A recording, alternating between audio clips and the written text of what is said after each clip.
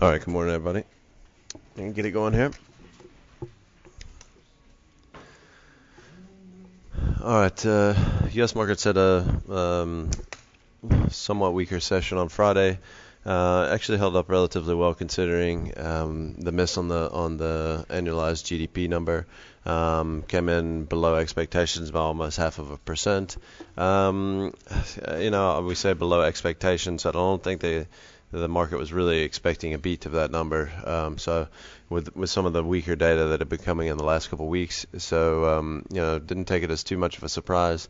You can see there that materials were down a little bit heavier, giving up some of the gains that they had earlier in the week, but more or less held up quite nicely in light of a reasonable miss out of the GDP number.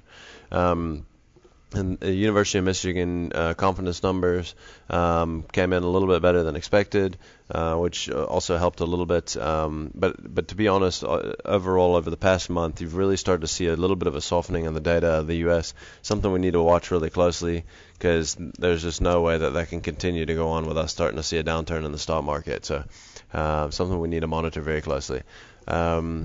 Asia, most of the markets in Asia were up across the board. I believe China was closed for a public holiday. We've had the yen again that's continued to strengthen over the past couple of days, which has limited anything that Japan could do, and really has been the one risk signal that really hasn't been there over the last couple of days of trading. We also saw the copper price back off as well overnight, and I think obviously part of the reason why materials continue to trade lower in Asia.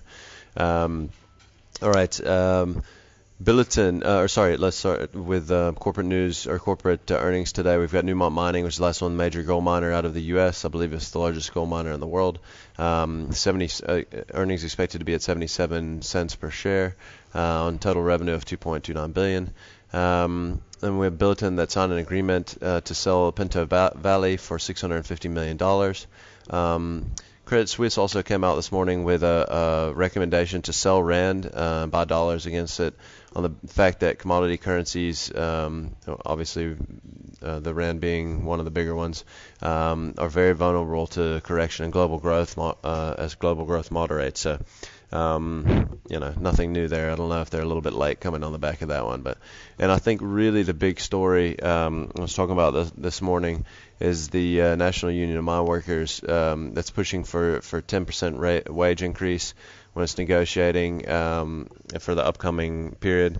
They say that the upcoming negotiations for all these unions are going to be the biggest in South African history, obviously with the recent mine violence and things of that nature that have been happening lately.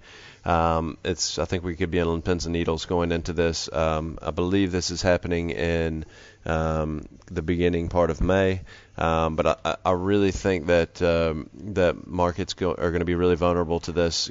Some of these mining stocks are going to be really worried about this, and I just don't think that any of the local mines can afford to give 10% wage increases. So I really think if they give in to that, I think the stocks will really get punished, and the market will punish them for that. All right, data today, we've got CPI out of Spain and Germany. We've got Euro area consumer confidence, and then later in the States we've got personal income, personal spending, pending home sales, and the Dallas Fed manufacturing activity. So nothing too huge today, but just keep an eye on for those things. All right, let's jump into the maps. All right, everything I'm going to look for here is pretty much going to come out 1-year charts on the day. I just want to have a quick look at BTI again, which we talked about on Friday, and us kind of closing just above trendline resistance, and you can see there how we did stretch our legs on Friday, and starting the breakout phase here, which really happened from about 482. So I expect us to get up to around somewhere between 520, 525 on this breakout in BTI. So still a little bit of meat left on that one. Pattern that looks almost identical is SA Breweries. Sorry for the slow feed there.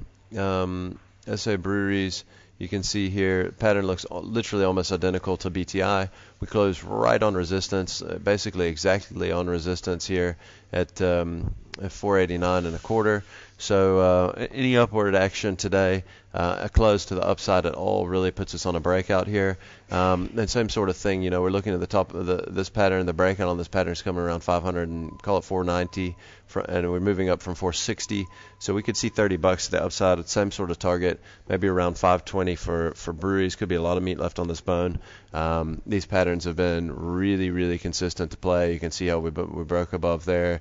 We also broke out here. Every time they break, this thing breaks out, it really has a nice, hard, long run with pretty much consecutive green bars. So 520 will be the area we're going to look for in breweries. I'm going to show both the platinum counters. I just wanted to show one of the things I've been focusing on the last couple days is just how these mining stocks are obviously still in long-term downtrends, and I think you got to be very wary of trying to buy these things until they can really give us some confirmation. And I'm personally looking for some areas to short them. You can see here how intraday we traded to about 45, or I think we traded a touch north of that, but in volume we traded at 345, which is really close to where trendline resistance is. Could be a place to look to put on shorts. I'd like to see a little bit more and see us get up to around this 360 level, but this might be all we get at 345. Impala's has broken out of its downtrend, its recent downtrend, although it's very steep. I wouldn't say I wouldn't say the chart's exactly looking bullish, but has broken out of its downtrend. Remember our 125 level, which is one of the places where we really broke down from. We still haven't gotten above that horizontal resistance.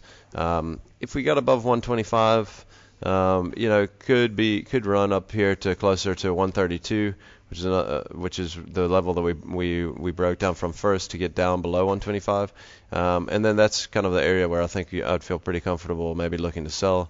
But for you bottom pickers, if this thing goes to get above 125, maybe you can jump on it for a few bucks. All right, Harmony is kind of forming a bit of a bear flag here. You notice all these mining charts that I'm showing are still looking quite bearish, and I really think that Harmony, obviously it had a slightly lower close in dollar terms in the U.S.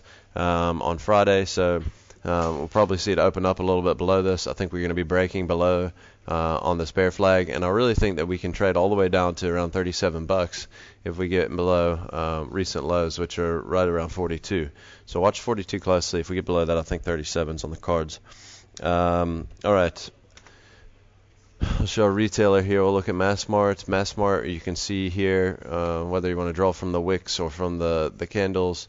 Either way, we've broken below this very, very clear kind of trend line upward. It's amazing how many times we touched it actually over a couple month period. We've broken below that. Obviously they had really bad earnings where you see this big red bar a few days ago. And I just think this has got to be the most expensive of all the retailers on the board. Probably could see some further downside here.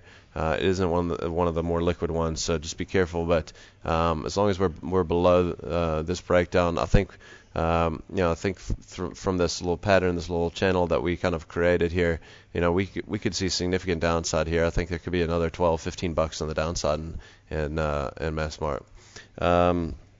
All right, and that's it for the local stuff. I'm just going to show quickly ITV Media LSE. You can see here how same sort of thing, nice bull flag, which we've really broken out of on Friday's session. You can see there we made a convincing break above, closed nicely above this. I would say that we could have a target as high as 145. So watch this one closely and keep an eye on those miners today. That's it for today, guys. Thanks a lot.